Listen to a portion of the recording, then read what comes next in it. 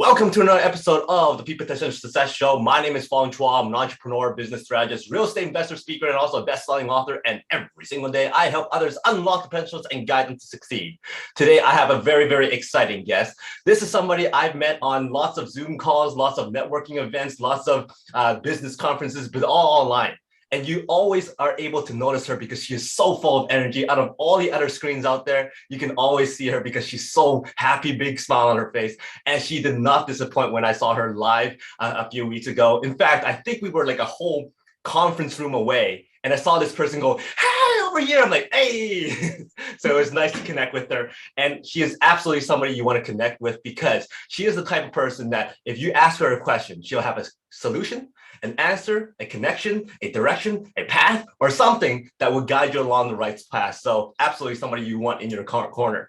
She has an out-of-the-box, innovative dynamo. She is also a creative, agile driving force that helps businesses shift behind the scenes. She's so good that she's worked with so many big names out there like Disney and Bell and Royal Canadian Mint, Hyundai, Pepsi, and many, many others. Her motto is to connect ideas, people, tech, for action. So please welcome the powerful yet very graceful head of Canada CPRIME, Ms. Marie-Christine Legault. Woohoo! You're my morning OJ, Mr. Fong. Unbelievable. What an intro. You talked about me being a dynamo. You are a driving force in yourself. I've never seen somebody know how to connect with people as much as you do.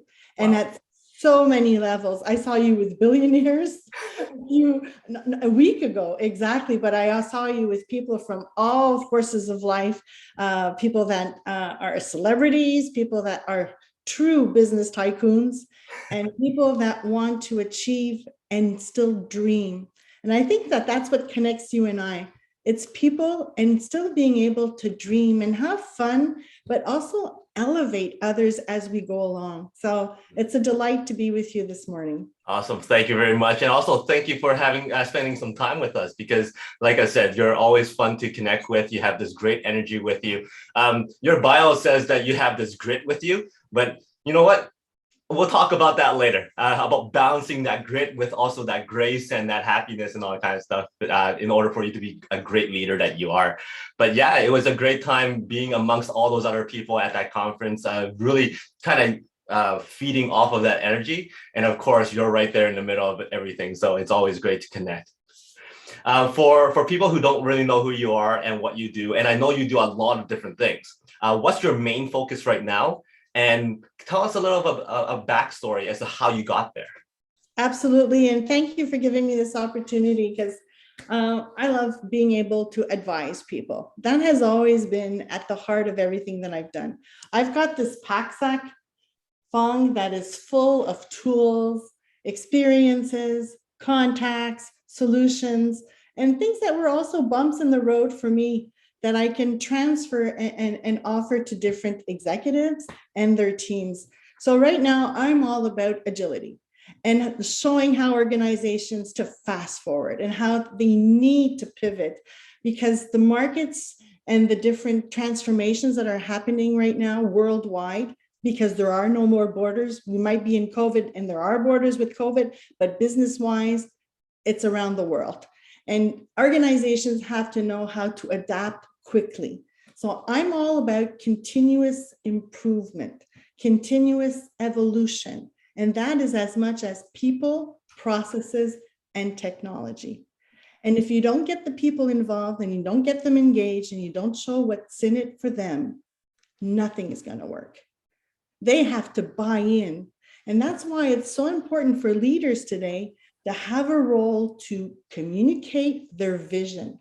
Imagine a bullseye. Mm-hmm. They have to know the organization, where they're heading, where they're heading also. And that belongs and that rests on the leadership role of an organization. How to transfer that information and communicate to show the employees or the partners where we need to go, where we need to be. And we have to do it different ways. Everybody understand things differently. People have gone to school in different specialties. People grew up with different rhythms of life also, and different types of value systems sometimes, and traditions. So it's important to communicate with clear direction of where we want to go and do it differently so that people really jump onto that vision and want to have fun and succeed and make it happen and learn how to pull up your sleeves to make it happen. So these digital transformations that I'm really focused on with CPRIME Canada, and I also work with CPRIME Global. I mean, we are in the UK, in the US, and Ukraine, we're everywhere. It's a focus of how we partner with our clients. Our clients are never clients, they're partners. We wear their hat. I mean, we shadow their teams and their executives. I call it the Oreo cookie. 2 little stale cookies. So the top portion of the cookie is the executive leadership team, C-suite, the presidents or the CEOs or the vice presidents. And the bottom little cookie are the teams that have to make it happen. And that cookie is only good when that white fluffy stuff sticks together. So that Oreo cookie model resonates a lot with leaderships and teams that I've been working with, because they understand that they now need to have a top-down, bottom-up approach and have clear communication of what needs to be done. And once you've got those people on board and they're excited, and you give them quick wins. With quick wins, they start adopting more rapidly. And agility is all about inspecting, adapting, and getting feedback. Inspecting, adapting, and getting feedback. So sometimes feedback's not always fun to have, but when you inspect and you adapt, that means you can correct course and make sure that whatever has been agreed upon or done, you're on the right path. So you're always evolving. So I'm bringing back to continuous evolution.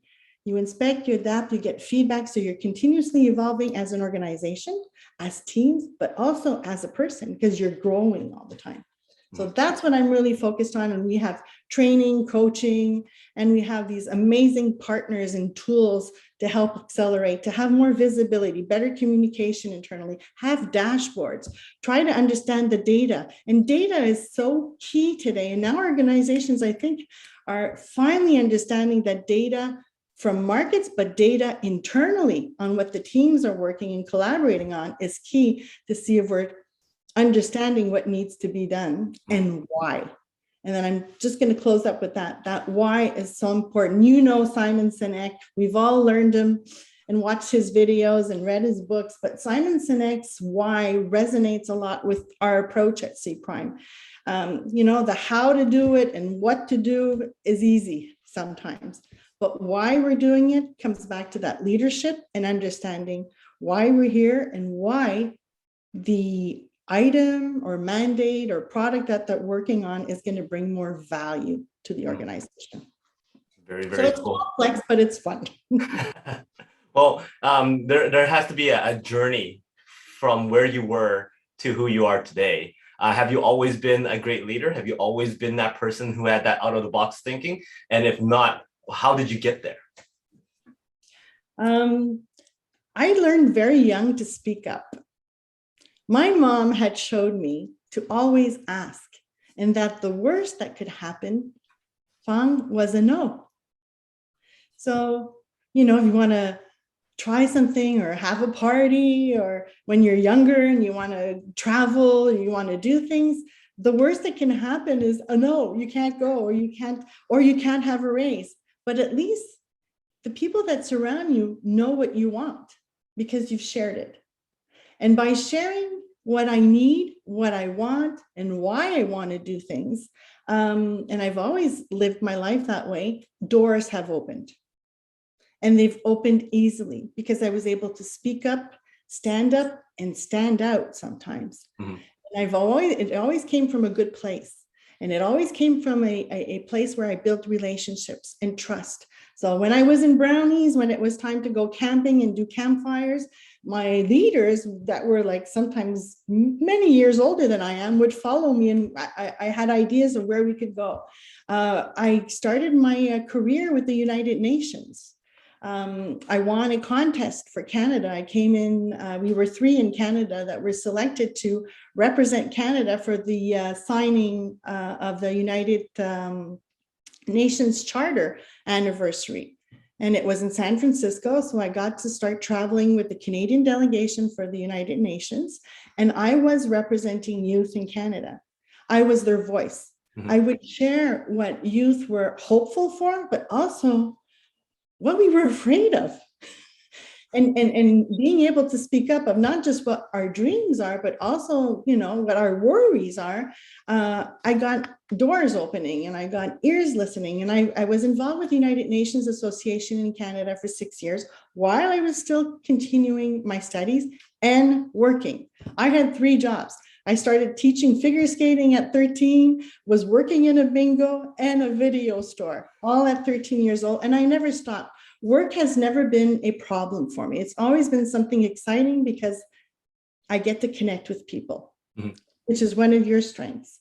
And when I kind of shut the door a little bit to the United Nations, I was opening one to the world of advertising mm-hmm. and communications and marketing. And I got to lead teams and accounts with the Americas. So I was responsible, as you said, for Disney and McDonald's and Pepsi and Nestle. And I built amazing relationships with those clients. And I also learned that I had to deliver. You're as good as what you last delivered, MC. I was told by the CEO of Nestle Canada when I was 27. Wow. He said, come in my office, sit down. I want you to understand you are now working for the shareholder. Whatever program you bring to me, it has to sell and it has to make us look good. And you have to bring value to my brand. Mm-hmm. So when I work in digital transformations or I work with executives and teams, I always know that I need to deliver and also make this project or this product exciting mm-hmm. as much for the consumer as much as for the internal teams that are going to be collaborating. And that's how everybody grows. And those are the quick wins. And my accounts have always stayed with me for like minimum 10 years. I can call anybody that I worked with 11, 17 years ago, and somebody will answer because I delivered and I was truthful and I built really, really amazing relationships. So that brought me to the world of IT. A headhunter had called me one day and said, MC, you know, everything in traditional, everything. Get on the bandwagon, learn everything about digital, and you understand what agility means and that new mindset that is going to be shifting organizations in the next couple of years. So I've been in the world of agility for the last 10 years, and I'm just having a ball. And there's a long road in front of us. I'm also a realtor. I'm a broker. And I've never practiced one day. My clients had asked me to get my license, believe it or not, Fong, because I used to deal, there are different contracts that they would have for leasing or when they needed to buy things. And they said, MC, get your licenses and everything in order and help us. Because every program that I would develop, there was also real estate in the mix, be it in rental or be in buying properties. So you have a coach. Then I became a coach, and all that through the different agile digital transformations organizations I was working with, and now I'm with CPRIME. Did the whole coach thing, did the 14-month class with New West Venture, got my certificate, and I'm not kidding. It was like 15 to 20 hours of homework a week for 14 months and like books galore to read, but also had to start working with patients and start to working with people that wanted to be coached. And you and I have JT Fox in common, mm-hmm. that we sit on a board every Friday morning, and that's where I see you smile also and take notes, and we learn so much. But people have to be coachable and they have to want it also. And, you know, it's the same thing with clients. Clients need to want to work with you and collaborate with you and also try new things. Right. That's how you move the needle. That's how you start fast forwarding organizations when they start getting out of their comfort zone and what they've always done. That will always give the same output. But if they're looking to grow and expand and also evolve, and that's my key word right now, it's evolving, and how to evolve fast, but evolve and enjoying what you're doing also. So that's like really, really, really key. Wow. There's so many questions I want to just put in there as you were going along. So I'm going to try and backtrack a little. But first of all, you said, so you're a realtor, but you haven't practiced one day of it. Zero. So then if somebody wants you to sell their house, you're like, no, I need to keep that zero. So I can tell people I haven't practiced it. I'll help them add zeros. Awesome. That's where I play as an advisor. All right. So I won't be doing the transaction and whatnot, but if you need ideas, and remember that pack sack, I've got the connections, I've got those, that clout in the market also, but also a few fun ideas and approaches of going about things that is all about being out of the box, which distinguishes how I do things, which has what brought me a lot of success and a lot of fantastic clients and great products and opportunities. That knapsack you constantly refer back to, I either picture the Canadian side, the tickle trunk, or Mary Poppins bag. So anyway, you talked about speaking up and the importance of being able to speak up and get your voice heard. And one of the examples was like somebody wanting to ask for a raise or wanted to ask for a different position and all that kind of stuff. But lots of people are afraid to ask for that kind of stuff because they're thinking, if I get a no, I might also be put into this box where I'm going to be frowned upon or looked at differently or treated differently. So how would you advise those people to ask and present those tough situations or tough discussions without getting put into those boxes where they're afraid that they'll never get another chance? Thank you for bringing that up, because this is something that passions me a lot. I've got 2 conferences about speaking up, and I often give it to executives and leaders, and I tell them this point blank, Fong. That's how they stop innovation and growth in their organization. When you have an environment and a culture where employees, be it on the 1st floor to the 10th floor of an organization, and they don't feel that they can speak up or that they can share an idea or a spark that they just had, that's what kills organizations. That's where there's no more ideas that are shared. That's when conversations create silos where people are divided and are working either for their compensation plan, or they're working just for their funnel, or they're working just for their team and their interests and what's in it for them at the end of the day. That is culture shifting that needs to happen. And something that I learned a long time ago, and I have a conference on that, and it's called the napkin. I started this conference when I was working in advertising agencies. In those days, used to have long lunches, and sometimes in Montreal with wine. And you'd be with the clients and you would, I'd write something down on my napkin and say, hey, what do you think of this idea? And it's, oh, well, they either would tear it down right away or say, wait a minute, let's think about this. Let's do something. And that would get the juices going creatively. And that's where innovation starts. Today, what I've seen in so many organizations, and it's sad, you have somebody working on something, example, a PowerPoint. They need to present an idea or their strategy for 2022. Well, sometimes they're up to their 8th version and have not shared it with anyone, and they worked in their silo. And then they're all disappointed when it's not accepted or not appreciated. That is not agile. Agile is when you have an idea, you have something that you want to target, and you start cutting it up in little pieces, but sharing and talking about it immediately. So you'll know, first of all, if you have buy-in or if you don't. And that is where I find that organizations and executives need to get on the bandwagon and fast. They need to create a culture and an environment where people feel trust. They feel that they can speak up. And when you have employees that know how to speak up, they don't speak up negatively. They start speaking up positively, and that's how they elevate an organization.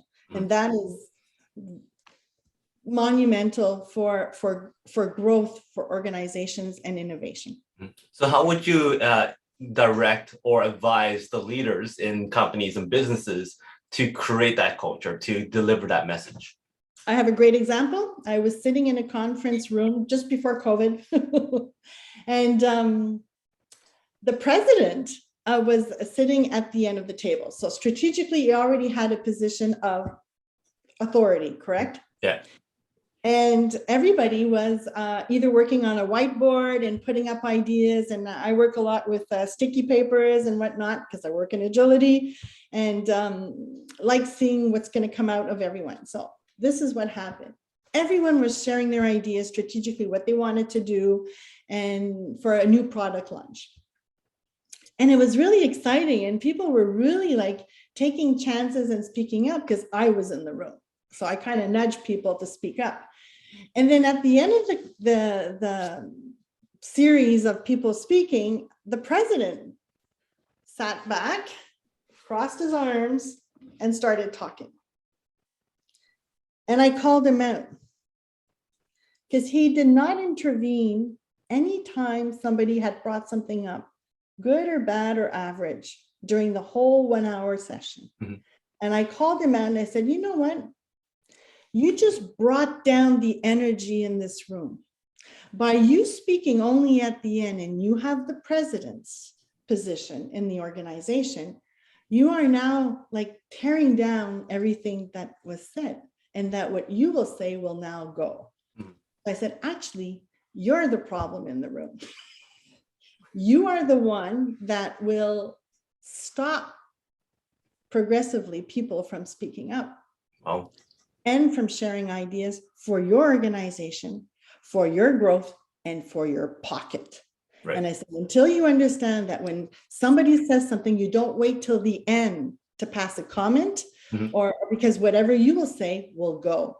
And that will take out the energy and also the pleasure of doing something in collaboration as a team. Mm-hmm. So I said, you have to step up and be the leader and let people speak up, but you have to speak up too, and it starts top down.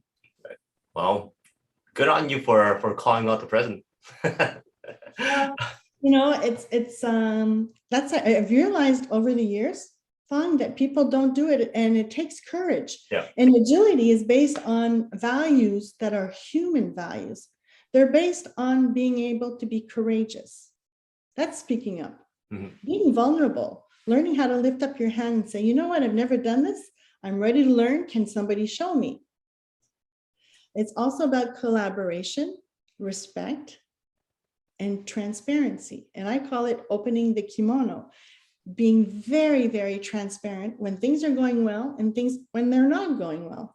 I always used to share with my clients when things weren't going well, and people would say, no, don't tell him, don't tell him. And there, of course, I'm going to tell him, I'm going to share him.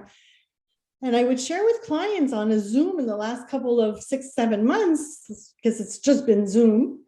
And I would say, you know what, we're having a harder time. We had analyzed this, we had evaluated this. And then clients or partners would tell me, MC, do you need more money? Do you need more time? So it's actually the opposite that it creates. And that creates another trust level, because they know that you have them at heart. And you have the project or the product that you're working on at heart and in the forefront, and they really start listening.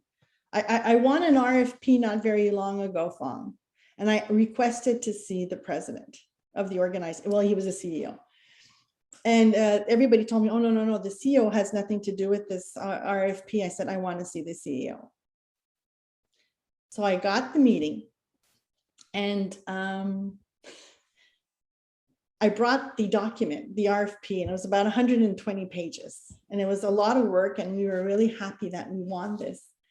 And the first thing that I did is that I sat down and couldn't shake the president's hand because of COVID, but sat down and said that I was really happy and it was going to take 10 minutes. That's all I needed of his time. And I pulled out the RFP from my bag and I put it bang on his desk. And I said, are you aware of this? Have you seen this? And you know why I won? And he looked at me and he said, well, no, I haven't seen it. I've got my teams for it. Well, it's your business. It's your organization. You should see how and what your organization is looking from me to deliver. Because I'm telling you right away, it makes no sense. So I got up, I teared the RFP, went around him and put it in his waste paper basket. And I told him, listen, if we're going to work together, we're going to start today and you're going to tell me what you want, because what you say and what you want is going to trickle down in your teams. And if your teams don't interpret correctly what you want and what your vision is, whatever I'm going to deliver is never going to satisfy you. So let's start today. Wow. So awesome stuff. Again, it takes courage. So how would one develop that courage? One step at a time. Mm-hmm. And it's also little quick wins. You start speaking up in your environment.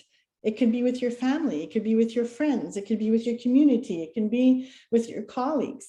Mm-hmm. You don't always just have to speak up with executives or bosses or CEOs. You have to learn how to speak up young and have confidence that and understand that the worst that you're going to get is a no. Right. I already know what the worst part would be, a no. but they now know what is important to me, or what I think could be a good idea, or let's explore together something. That's what creates conversations and ideas and sparks, and coming back to innovation and doing things differently. Now, you've worked with some of the biggest brands out there. I'm personally a very, very big fan of Disney. So I'm always interested when somebody says that they've worked with Disney before. I'm like, ooh, cool, I want to know more. What would you say are some of the most commonalities in these big brands that allows them to be successful? I'm going to share something with you. 20 years ago, I was in the CEO's office for Nestle Canada. And he saw me going by in the hallway and he said, MCMC, come into my office, sit down, I got to talk to you. And I said, hi, Mr. Sella, how are you? He said, listen, I have a problem here with Nestle Quick. Are you familiar, Fong, with Nestle Quick? Yeah, I drank that as a kid. Yep. Well, it's in every cupboard in Canada. I can tell a kitchen cupboard in Canada. So all that to say, he said, I have $100,000. I would just love to do a campaign. I want TV. I want it coast to coast, but I only have 100,000 and I need to get off the shelf powder. And I said, oof, $100,000. Okay, with media and you want TV. Well, give me a couple of days. So first of all, the first thing I did, I didn't say, started giving ideas in front of him right away. I said, give me a couple of days, and he agreed. I called him back 2 days later and said, Mr. Sella, it's MC. I've contacted Disney and I've contacted Crayola. Ooh. And I need $500. He says, why do you need $500? I said, I rented a hotel suite in Toronto and we're all meeting together in 2 days. He says, why do you need money for a hotel suite? I said, we're going to have a meeting together. I told them, we have $100,000. We need to do a campaign for back to school with Nestle Quick. We need to have product out of the shelves and fast.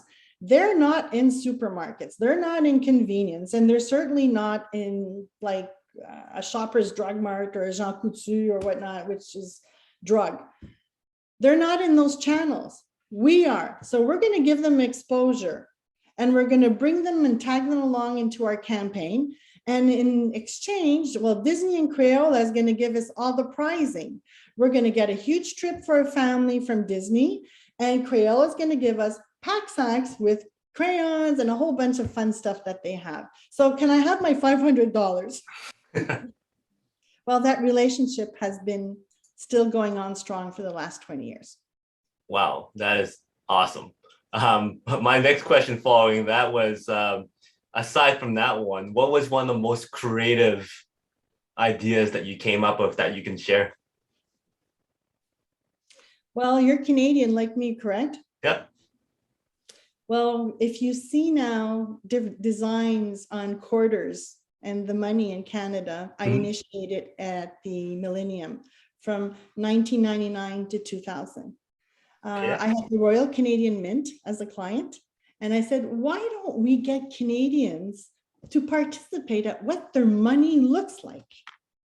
Why don't we regionally have a contest with children, schools, grandparents, leaders, influencers, and let them draw what Canada is for them in their region or territories?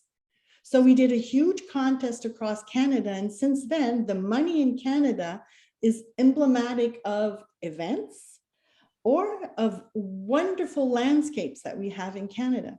So Wow. that's something that I'm really, really proud of as a Canadian, as a citizen. But on a fun note, I would say, do you know, I don't know if you're familiar with Robert Mondavi wines. Well, No. Robert Mondavi's wife went to La Sorbonne in France, Mhm. and she loved practicing her French. So every time there was like themes or concepts or slogans to be done for Robert Mondavi wines, she would call me up and say, "On fait un brainstorm." Let's do a brainstorm. And then I would get a case of wine. So those are, it's really wonderful, wonderful moments. And now in the tech world, well, it's at another level. Now I work with sometimes very, very creative people or engineers, or that, are more factual, that really need the data, and that there's no decisions that are not taken if you haven't done the proof has to be in the pudding. Yeah. But I like connecting on the human side of things. So then I understand what makes people tick, Mhm. what makes them happy, and also what their dreams are. Like we still need to have objectives and dreams. And, you and I were at a huge event a week ago, and we have a plan to do for 2022. Mhm. It's, what are going to be our priorities, Fong? Who do we need to get rid of in our environment Yeah. that brings us down or sucks the energy out of us or is negative? And I think I've done that throughout my career without even knowing it. Mhm. I think that we're all on a journey. And in French, we say, les gens sont de passage. People are on our journey, sometimes just for a certain period of time. Right. And I think that helps us grow and see things with more perspective and more balance. So I'm looking forward to the next year. And listen, I'm head of Canada since only 1 year. I've been in this chair 1 year. So I've got big dreams for CPRIME Canada for 2022. And I also, I'm looking to give what I have in my pack sack to executive teams and to organizations that really are looking to pivot and have fun and move fast forward and be more competitive and have an edge. Yeah. Cool. You work with a lot of different businesses, entrepreneurs, big brands, and all that kind of stuff. What would you say to those who are starting out, who are concerned about, well, how do I compete with those people? How do I compete with those bigger companies? What do I have that I can offer that am able to at least be in the marketplace? Happy that you asked that question. Startups in Canada, startups in the US, startups worldwide, I've worked with. In the last 10 years, when I got into the technology space and digital transformations and mostly agility, smaller organizations have the opportunity to spin on a dime. The action-reaction process can be much shorter. Large organizations, we often hear that it's like a big boat. Mm-hmm. It's long for them to shift and move. But small organizations or startups have the opportunity to try, continuously evolve, continuously also reach out to people in a way that, hey, I've got nothing to lose. Mm-hmm. And that is an approach that is very entrepreneurial. And I find that sometimes large organizations have lost that edge. Mm-hmm.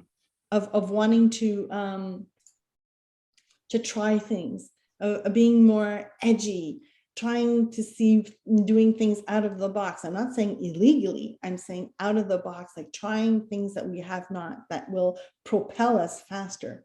And I find that startups, and I used to have an office in Montreal at La Maison Notman, which was, I was in the middle in this hub of all these young and sometimes not so young people that were starting up organizations and businesses or products or apps or whatnot. And it was creating those collaborations and those moments of exchange that were really, really important. And in my pack sack, well, I've seen a few things in my life that if I can share it or give ideas to help them, I find that they're more receptive. They're more like a sponge, and they're ready to try and get out there. You know, that entrepreneurial spirit is key at any level and stage of your career. That's something that I try to tap into so people do not lose.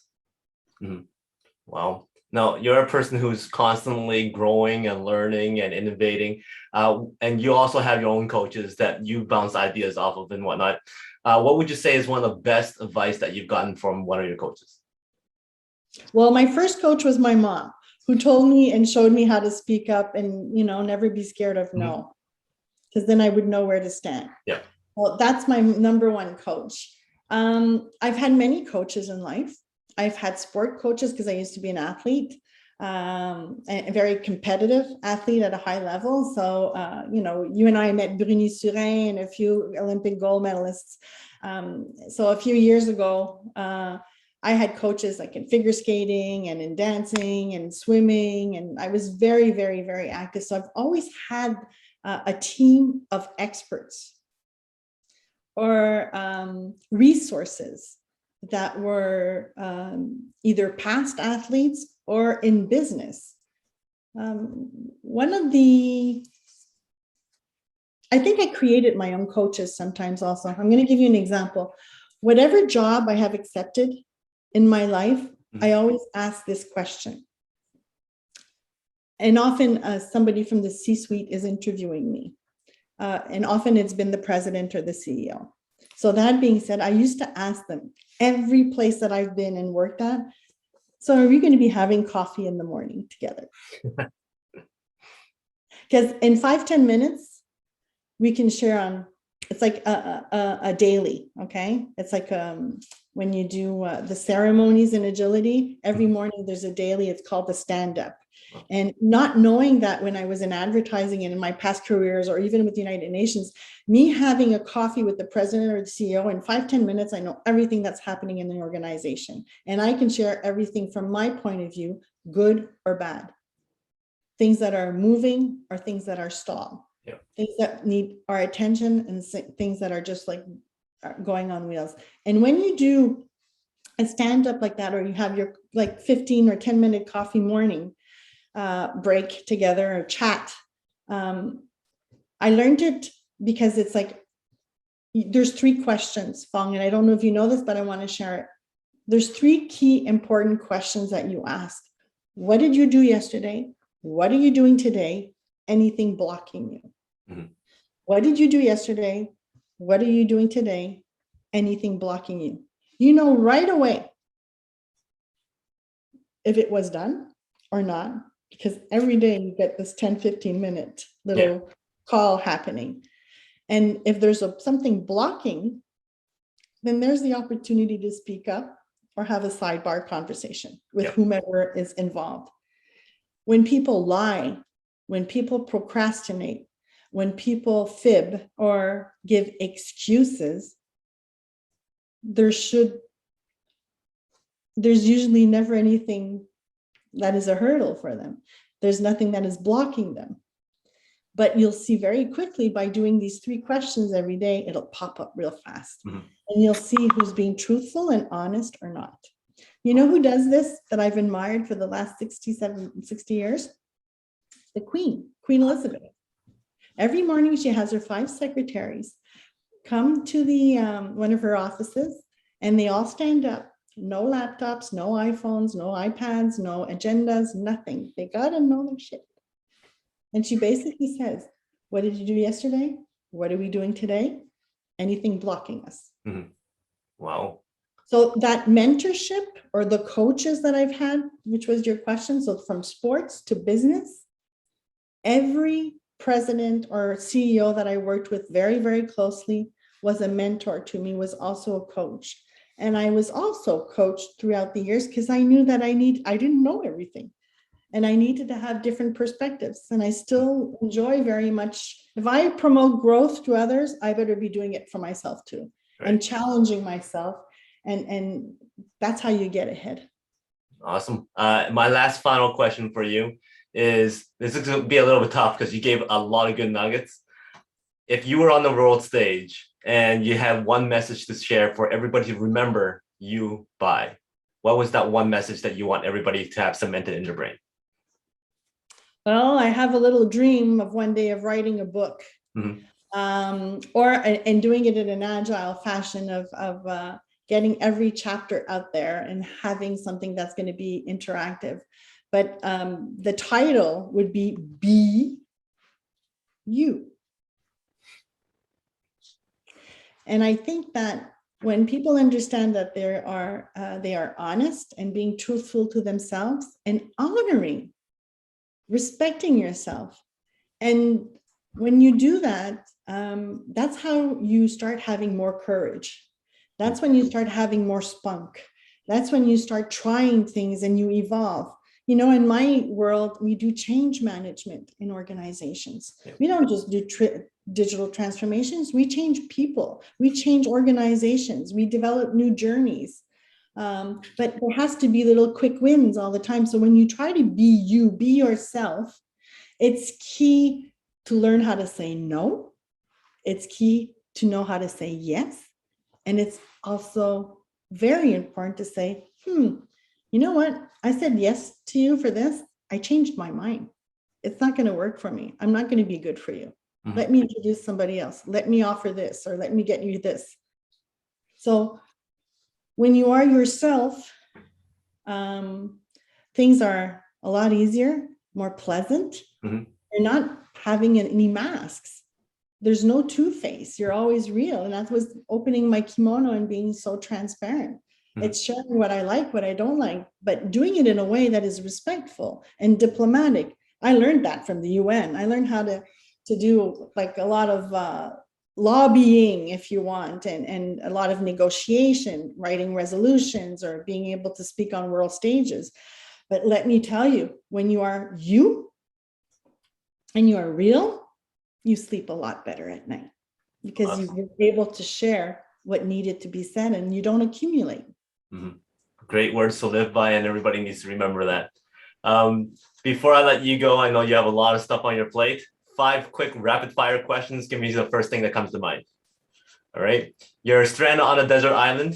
You have to choose one food to eat for the rest of your life with no consequence. Water. Hollywood calls and says they want to do a biopic of you. Who would you cast as your best friend? Cast as my best friend? Oh, Jennifer Aniston. Jennifer Aniston gets to your doorstep and goes, "Hey, I got casted to play your best friend, but I need to get to know you a little bit more." But she's hungry. So what is that special dish that you could prepare for? Oh my goodness, I love cooking. So let's have a blast and have a festive lunch or supper or snack. I create my own recipes, and they're okay. What's in the refrigerator? We have shrimp, or we have chicken, or we have a whole bunch of vegetables. I'll invent something and make something fun and make sure that it's a delight for her also. Awesome. And have a glass of wine. Pardon? Oh, of course. Monopoly calls and says, "Hey, we're going to do a Monopoly game, Marie-opoly. Pick 4 tokens that you would use that represents you for the little playing pieces." Okay, the purse, really important, because that's what holds the money. That's what gives the budget. That's what gives the direction. Yeah. The dog, because that would allow me to walk the streets and also see what's for sale, what's moving and cooking in different markets if you want, because I'd be outside. I love being outside. I love connecting with nature. So that dog would push me to be out there and be on the streets and also be even more street smart. I don't know how it's called in English, but it's called le dé à coude in French, Yeah. which is the little guys that you put on your finger when you're knitting or you're doing some sewing. The reason why I'm a connector in life also. So I think that it's important to sew the right people in your life and thread what is important and dear to you and what is going to make them grow and you grow. So that's going to be really important. Fourth one, wow, that's I don't even remember the other ones. I know there's a plane in my game. So the plane probably, which would allow me to have an image of what's happening and connect people worldwide and be able to move and go to people or go to mandates and projects and clients, but also have them come to me. Wow, you knocked that one right out of the park. And my last question is, what is success like? Give me a number between 1 to 4. 4. 1, 2, 3, 4. So how is success like gummy bears? Gummy bears, wow. Wow, so chewy, sweet. I'm not sure it's always good for you. I don't really know what's in a gummy bear, but I think that surrounding yourself with the important ingredients in your life to have success is really important. And I see the parallel of, gummy bears are often vitamins too. So I think that it would be important to surround yourself with the right ingredients, which is the right people, and have that vitamin to have the vitality and the energy and the health and wellness balance so that you can do what you want to do. I see a lot of people not healthy and they've stopped dreaming. And I see some people that are having health situations and they're immobile. They're not into action. So I hope that stickiness of that gummy bear or whatever I'm communicating to you today, Fong, and it's been a pleasure, is that people understand that action brings growth. Action brings opportunities, and actions make us be happy of that we tried. If you fail fast, get up, learn, share about it. But I think that little gummy bear is, stick to what is important to you in life and just go out there and try. Just try. You might be surprised something extraordinary might happen, or a door might open that you never thought would. Wow. Awesome job. Thank you very much for your time, your stories, your lessons. Anything that you want to share? And then also, what's the best way to get connect with you? Well, I'm on LinkedIn. That's my thing. So it's Marie-Christine Legault, MC Legault on LinkedIn. I love connecting with people, and I truly have a love of people and wanting to help and help it with benefits and solutions and actions so that people have quick wins and they kind of see, hey, the needle is moving. Something that I want to share with you is that you are all about peak potential and peak success for everyone. And I've seen you interview amazing, extraordinary people, but always get the best out of people. And that's an art. And I want to throw back a petit bouquet de fleurs, a little bouquet of flowers to you, Fong, because you have that energy, you have that strength, and you're very solid. And it all comes from the right place. As much as you want people to shine, you want opportunities to shine and to, you're elevating people too. You're going to be invited on my show now, which is Elevate with Grit, which is my series. And it's not just about women, it's about men and women that we have to elevate and share stories for growth, Awesome. Well, the peak, in French we say le sommet, is where you see the horizon and opportunities. And I think that you have an act to bring people to see where they need to go and how to go about it. So chapeau, monsieur. Well, thank you very much for that. So kind of you. And I look forward to be on your show and sharing some of my stories as well. So thank you very much for that.